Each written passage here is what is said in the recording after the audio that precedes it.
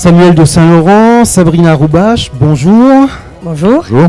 Alors vous êtes respectivement Samuel, directeur général, et Sabrina, présidente de Gurkin Invest Film. Ouais. Sabrina, on vous connaît comme étant producteur exécutif de Netflix, Ouais, de la série. l'interlocuteur donc de ces Américains, et le relais à Marseille de Dan Frank, De Dan Frank, ouais. De Dan Frank et du Story de Marseille. Exactement. Et vous créez cette société Gurkin. Gurkin, ça veut dire quoi d'abord? Gurkin, ça veut dire les êtres de la terre en sumérien.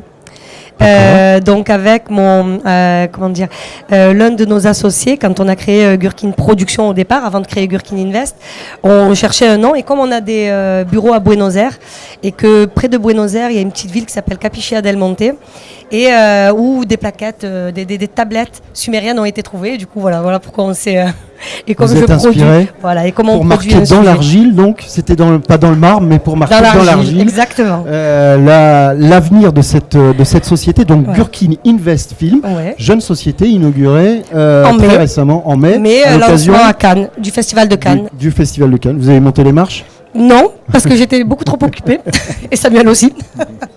Bon, Donc, quel est voilà, l'objectif de cette société? C'est la première société, le premier fonds d'investissement dans le domaine du cinéma dédié au cinéma, ouais. en PACA. En PACA, donc c'est le premier fonds. Alors on dit fonds, mais on dit aussi PME audiovisuel.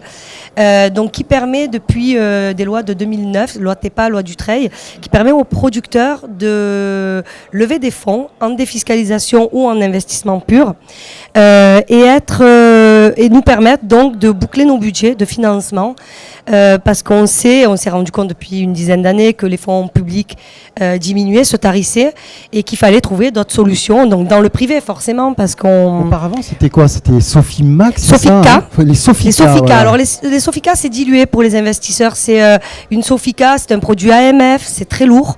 Ça fonctionne de moins en moins bien. Ils ont vu les chiffres décroître en 30 ans.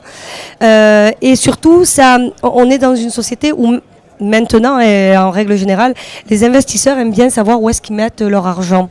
Et en permettant d'être actionnaire donc de nos boîtes, parce qu'en production, on fonctionne exactement comme une boîte standard, une société normale. Ça leur permet de choisir le film, alors, ou d'investir que sur le film ou sur une ligne éditoriale. Donc je suis patron de PME. Ouais, Ou de exactement. grands C'est une groupes. PME, ouais. Exactement. De PME ou TPE, voire je suis Ouais. particulier. Ouais.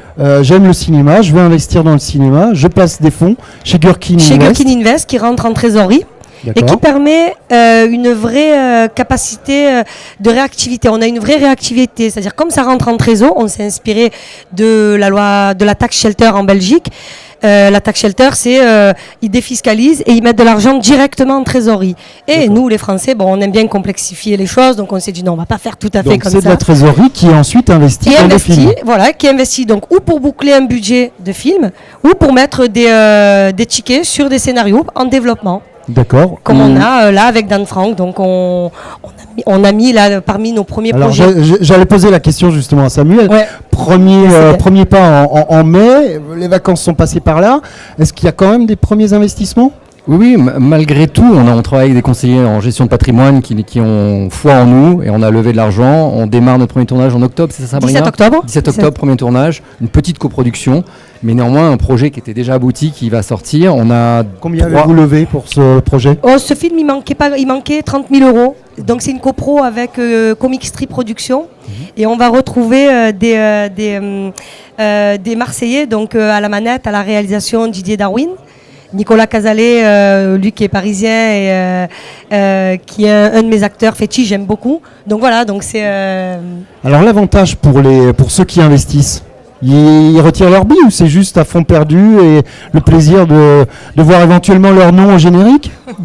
pire des cas, ils vont tirer leur bille. On est des gens prudents. Au pire des cas ou au meilleur des cas? Au pire des cas. Pire des cas. On n'a pas l'ambition de faire de lever des centaines de millions. On n'a pas l'ambition, on ne sait pas le faire, on n'est pas structuré pour ça. Ce qu'il faut avancer, pour l'instant, notre objectif, c'est 4 projets cette année. Ensuite, d'avancer là-dessus. Donc 100 000 à peu près. Donc il fallait... En levée de fonds. C'est plutôt 1 million d'euros. Un million de levée de fonds. On a déjà levé. Ça, c'est pas le problème. C'est 1 million d'euros qu'il faut. Non, pour amorcer, il faut quand même un peu d'argent. 1 million d'euros, vous en êtes où? On en est à pratiquement un tiers entre ce qui arrive et ce qui est déjà fait. Et c'est pas bouclé? Non, pas du tout. Non, ça va être bouclé à l'exercice 2016. Et sachant qu'on a donc un premier film qui rentre en production. D'accord. Qui va sortir donc en salle dans la foulée. On a un autre projet de comédie, un truc très bien ficelé, projet abouti, scénario fini, où là on est en copro et ça sera probablement Orange Studio qui sera dans les rangs avec nous. À la manette, un scénariste, je peux pas encore dire son nom parce qu'on n'a pas fini de signer tous les contrats, mais un grand scénariste à la manette et une mise en production pour mai. Et un projet avec Dan Frank pour l'année prochaine. Donc là, on rentre en développement de scénario. Le projet on en a deux. On a Varian Fry et un deuxième un projet de série inspiré de faits réels. Dan Frank, donc le scénariste de Marseille, de la série Marseille. Un premier fonds en PACA, alors que PACA est quand même la première. Après Paris, bien évidemment, la première région cinématographique de France, des décors extraordinaires, des compétences extraordinaires. Ouais. Est-ce qu'on peut chiffrer tout ça? Oui, alors au niveau du cinéma, tu me dis si je me trompe. Dis-les les chiffres. Les retombées pour la ville de Marseille en 2014, Marseille le cite tout le temps, c'est 30 millions d'euros de dépenses générées par le cinéma. 45 millions en 2015, donc 50% de croissance. Jusqu'à présent, en fait, la région, on faisait de la sous-traitance, entre guillemets. Ce qu'a fait Sabrina sur la série Marseille, comme sur la série. Prodexé, voilà. Là, on est en train de passer à production, donc amener plus de... On a les compétences, mais je pense qu'il n'y avait pas les gens ne réalisaient pas qu'on pouvait le faire. Il n'y avait pas les hommes, c'était peut-être trop tôt. Hein. Moi, je dis, ce qu'on disait tout à l'heure, je compare ça à ce qui s'est passé avec le club des voyages, avec les têtes de pont pour les croisières. Avant, on était juste une étape, maintenant on est tête de pont pour les croisières. On veut faire exactement la même chose pour le cinéma, ce qui a fait qu'en nombre de touristes, on a eu avec l'Office du tourisme, on a pu se structurer au niveau de la ville de Marseille. On va faire la même chose pour la région. C'est possible, c'est en train d'être fait. Ça veut dire aussi des emplois, une économie et une vraie image pour Marseille. Une vraie image. Et puis, moi, ça fait 20 ans que je travaille dans le cinéma, dans la production. Ça a été mon seul métier. J'ai vu Marseille progresser. On va de plus en plus loin, de mieux en mieux. Sur le secteur, je parle vraiment sur le secteur. Le secteur du cinéma est pourvoyeur d'emplois. On n'a pas à rougir par rapport à Paris, par rapport à d'autres places, Nice par exemple. Non, pas du tout. Carrément pas même. Non, mais on se souvient des studios de la Victorine à Nice. Exactement. Mais on peut pas reproduire ce schéma-là parce qu'il y a deux choses. Déjà, on n'est plus dans la même époque. Les producteurs ne sont plus les mêmes. Ça y est, maintenant la nouvelle génération arrive et on a des ambitions et des méthodes de travail assez différentes. Et Marseille n'est pas Nice.